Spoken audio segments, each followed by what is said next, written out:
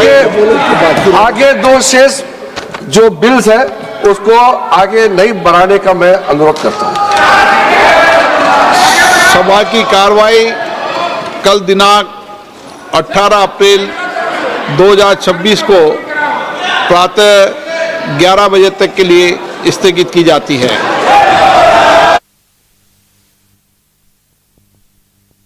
వీగిన సవరణ బిల్లు 131వ రాజ్యాంగ సవరణపై మోదీ సర్కార్కు ఎదురుదెబ్బ తగిలింది.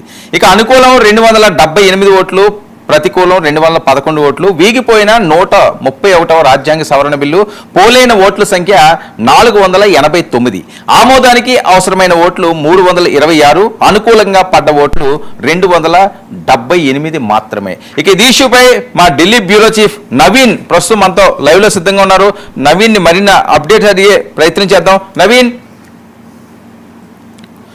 అంటే దాదాపు 20 గంటల పాటు లోక్సభలో మహిళా రిజర్వేషన్ బిల్ మరియు అటు డీలిమిటేషన్ సంబంధించినటువంటి బిల్ పైన చర్చ కూడా జరిగింది. వాడి వేడిగా జరిగినటువంటి చర్చ తర్వాత కొద్దిసేపటి క్రితమే ఈ యొక్క ఓటింగ్ ప్రక్రియ కూడా జరిగినటువంటి పరిస్థితి తెలిపింది. దానికంటే ముందు అమిత్ షా కూడా కొన్ని అంశాలపై కూడా ప్రస్తావించినటువంటి పరిస్థితులు నెలకొన్నాయి. ముఖ్యంగా రాష్ట్రం దేశంలో ఉన్నటువంటి పరిస్థితులు ఎక్కడైనా సరే ఉత్తరప్రదేశ్ కావచ్చు, ఇటు దక్షిణలో ఉన్నటువంటి పరిస్థితులు కావచ్చు, ఎక్కడ కూడా టాలీ చేయొద్దు, అందరినీ సమానంగానే చూస్తుందని చెప్పేసి కూడా అమిత్ షా ఘాటైనటువంటి వ్యాఖ్యలు కూడా చేయడం జరిగింది. కాంగ్రెస్ పై కావచ్చు, ఇటు రాహుల్ గాంధీపై తీవ్ర స్థాయిలో విమర్శలు కూడా చేసినటువంటి పరిస్థితి తెలుపుతుంది. ఎందుకంటే మహిళా రిజర్వేషన్ సంబంధించినటువంటి అంశాలపై ఇప్పటికే ఈ బిల్ ఖచ్చితంగా పాస్ అవుతుందని చెప్పేసి కూడా బీజేపీ ఉదయం వరకు కూడా భావించినటువంటి పరిస్థితి తెలుపుతుంది. కానీ తర్వాత జరిగినటువంటి పరిణామాలతో కొంత బీజేపీ బ్యాక్ ఎండ్ అనేది కూడా మనము స్పష్టంగా కనిపిస్తుంది. కాబట్టి కొద్దిసేపు క్రితమే ఈ యొక్క ఓటింగ్ ప్రక్రియ జరిగినటువంటి సమయంలో మాత్రం దాదాపు 489 మంది సభ్యులు కూడా హౌస్ లో ఉండడం జరిగింది. అందులో 278 మంది ఓటు కూడా వేయడం జరిగింది. బిల్లుకు అనుకూలంగా ఓటు వేశారు.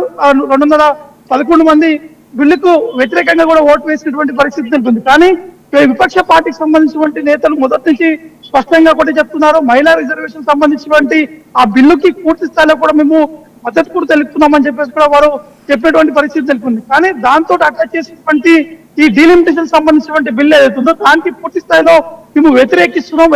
ఎందుకంటే అందులో ఉన్నటువంటి కొన్ని అమెండ్మెంట్స్ కూడా సరిగా లేవని చెప్పేసి కూడా విపక్ష పార్టీకి సంబంధించినటువంటి ఎంపీలు కూడా నిన్న సభలో మాట్లాడుతున్నటువంటి సందర్భాల్లో ఈ అంశాన్ని ప్రస్తావించినటువంటి పరిస్థితి జరుగుతుంది. కాబట్టి ఎట్టి పరిస్థితుల్లో బీజేపీకి మాత్రం కొంత షాక్ అనేది కూడా చెప్పుకోవచ్చు. ఎందుకంటే ఉమెన్ రిజర్వేషన్ బిల్లు తోటి కొంత ప్రజల ముందుకు వెళ్తే ఖచ్చితంగా ఇంకా ఓట్ల శాతం కూడా పెరిగేటువంటి అవకాశం కనిపిస్తుంది. ఎందుకంటే మహిళలు కూడా ఇప్పటికే బీజేపీ తీసుకొస్తున్నటువంటి ఈ బిల్లు చారిత్రాత్మకంగా నిలుస్తుందని చెప్పేసి కూడా అందరూ భావించినటువంటి పరిస్థితి నెలకొంది. కానీ ఇప్పుడున్నటువంటి పరిస్థితుల్లో మాత్రం ఒకసారిగా ఈ ఉమెన్ రిజర్వేషన్ బిల్ విరిగిపోవడంతో కొంత అసంతృప్తిగా ఉన్నట్టు కూడా తెలుస్తుంది. ఎందుకంటే కాంగ్రెస్ పార్టీలో ఉన్నటువంటి ఇండియా కూటమి సభ్యులు కూడా మొదటి నుంచి కొన్ని అంశాలు కూడా ప్రస్తావించారు. అంటే ఈ అమెండ్మెంట్ లో ఉన్నటువంటి అంశాలు కావచ్చు, ఇందులో ప్రధానంగా ఉన్నటువంటి అంశాలు ఏవైతే ఉన్నాయో వాటిలో కొంత మార్పులు కూడా చేపట్టాలని చెప్పేసి కూడా రాహుల్ గాంధీ కూడా చెప్పడం జరిగింది. స్వయంగా మల్లికార్జున ఖర్గే కూడా ఈ అంశాన్ని ప్రస్తావించారు. కేసీ వేణుగోపాల్ కూడా ఆ లోక్సభలో ఈ అంశాన్ని కూడా ప్రస్తావించినటువంటి పరిస్థితి నెలకొంది.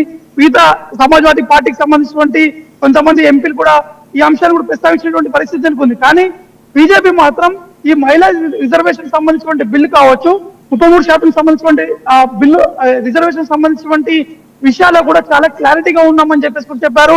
ఎందుకంటే ఈ రిజర్వేషన్ తీసుకొస్తే ప్రతి ఒక్క మహిళలకు కూడా ఒక హక్కు ఉంటుంది, ఖచ్చితంగా వారు ఎక్కడి నుంచైనా పోటీ చేయడానికి వీలుంటుంది, డీలిమిటేషన్ కూడా కలిసి వస్తుందని చెప్పేసి కూడా బీజేపీ కూడా భావించినటువంటి పరిస్థితి ఉంది. కానీ ఇప్పుడున్నటువంటి పరిస్థితుల్లో షాక్ గా చెప్పుకోవచ్చు.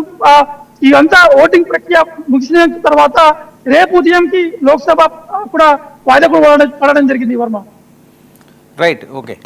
అయితే పూర్తి స్థాయిలో వీగిన అంటే చాలా కాన్ఫిడెంట్గా ఈరోజు ఎన్డీఏ ప్రభుత్వం ఉంది. వీగిపోవడానికి ప్రధాన కారణం అంటే ముందే ఈ రకంగా వీగిపోతుంది అని తెలిస్తే అసలు ఈ కాన్సెప్టే లేకపోనేమో, ఈ రకంగా వీళ్ళు ముందుకు వెళ్ళకపోదురేమో. ఇదేంటి ప్లస్ అవుతుందా మైనస్ అవుతుందా?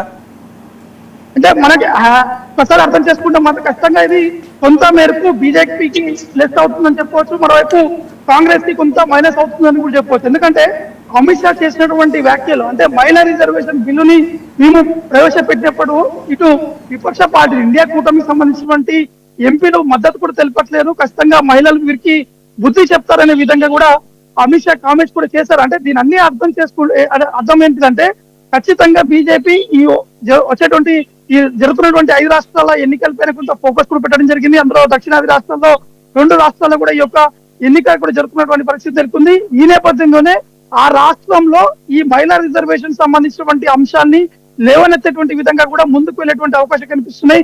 ఖచ్చితంగా మేము ఈ మహిళా రిజర్వేషన్ బిల్లుని తీసుకొచ్చాం, కానీ విపక్ష పార్టీలు ఇండియా కూటమిలో ఉన్నటువంటి కూటమి పార్టీలు అన్ని కూడా దీన్ని వ్యతిరేకించారు. ఖచ్చితంగా మహిళలు వీరందరికీ బుద్ధి చెప్తారనే విధంగా కూడా అమిత్ షా కూడా కామెంట్స్ కూడా చేయడం జరిగింది. కాబట్టి కొంత రాజకీయంగా ఈ అంశాన్ని ప్రజల ముందు కూడా తీసుకెళ్లేటువంటి ఆ బలంగా తీసుకెళ్లేటువంటి అవకాశాలు ఉన్నట్టు కూడా మనకి స్పష్టంగా అర్థమవుతుంది. వర్మ రైట్.